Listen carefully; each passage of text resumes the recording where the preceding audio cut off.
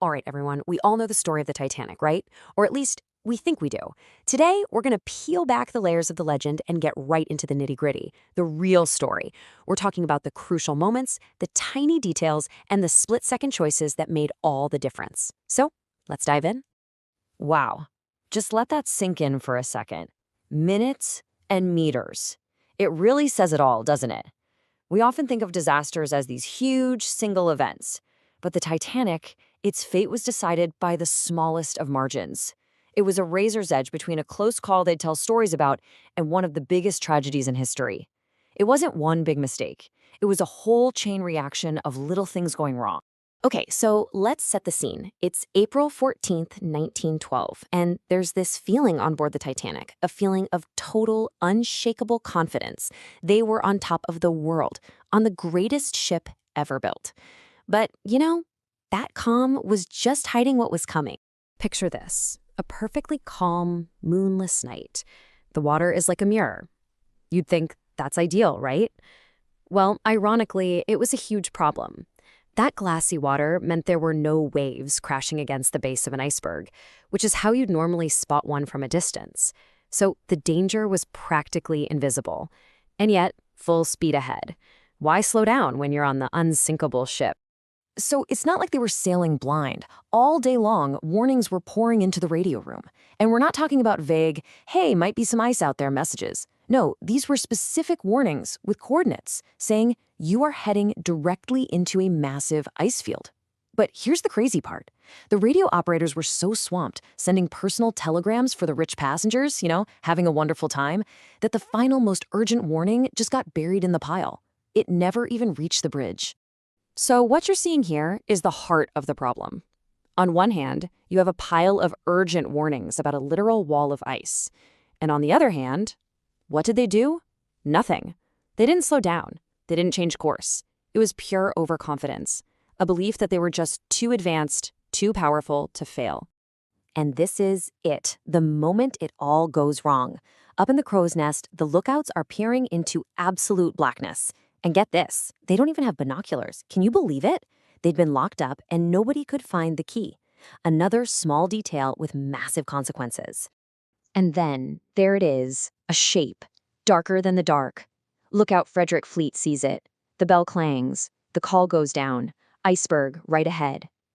On the bridge, it's controlled chaos. Hard to starboard, reverse the engines. But it's like trying to turn a skyscraper on a dime. The ship is just too big, moving way too fast. It's too late. Up on the decks, most people barely noticed a thing. Maybe a little shudder, a vibration under their feet. Some thought the ship had just grazed something small. But underneath the waterline, it was a totally different story.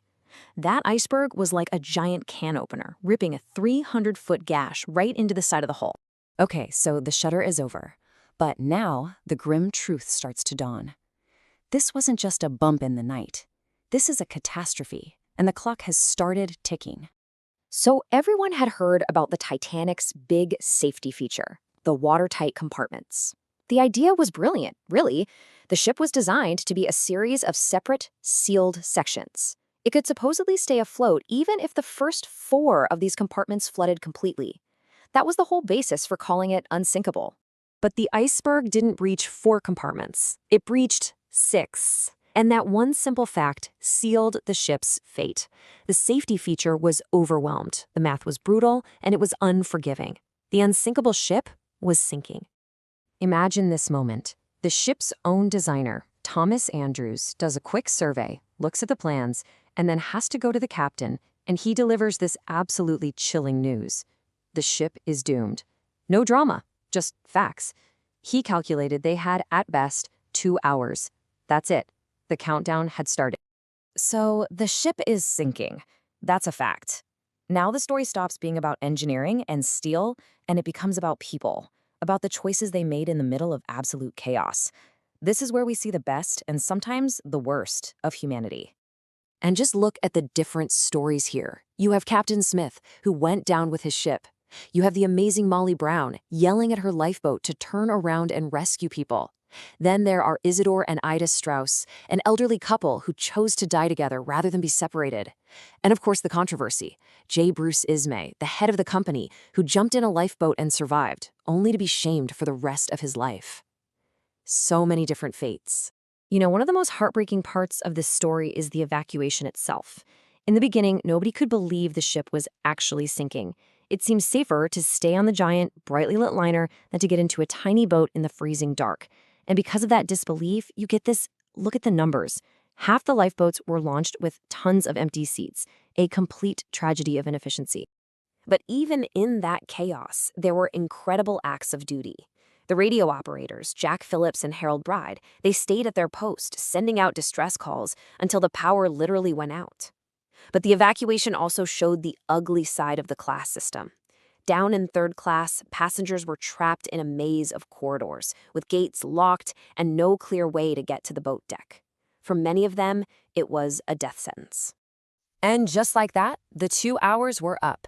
Now we're at the end. The final moments of the great ship, and the beginning of its long, long legacy. As the bow sank deeper and deeper, the stern lifted out of the water, rising up into the sky like a monstrous black finger pointing at the stars. The strain was just unbelievable, and with a sound that survivors said was like thunder, the Titanic literally broke in half before plunging into the depths for good. And this chart shows maybe the cruelest fact of all. Forget the iceberg, forget the chaos. The real tragedy was baked in from the start. Look at the numbers. There were about 2,200 people on board, but there was only lifeboat space for around 1,200. The regulations were so old and outdated that this was completely legal. Think about that. More than 1,000 people had absolutely no chance of survival, no matter what happened. Once the ship was gone, there was just silence. And then the cries of hundreds of people in the freezing water. It must have been horrifying. But hours later, a hero ship emerged from the darkness, the RMS Carpathia. Its crew raced through that same deadly ice field, pushing their ship to its limits to pull the few hundred survivors from the sea. The world was absolutely stunned. How could this happen? The sheer number of people who died for no good reason forced a massive change. And that's the Titanic's real legacy. We got the International Ice Patrol. It became law that there must be a lifeboat seat for every single person on a ship. 24-hour radio watches became mandatory. All of the basic safety rules we take for granted at sea today, they were paid for by the lives lost on the Titanic. When you boil it all down, the Titanic is a story about us. It's a timeless, brutal lesson about the dangers of believing our own hype, of falling too in love with our own technology. So the question for us today is, have we really learned that lesson? In our world of constant innovation, have we remembered to stay humble? It's something we're thinking about.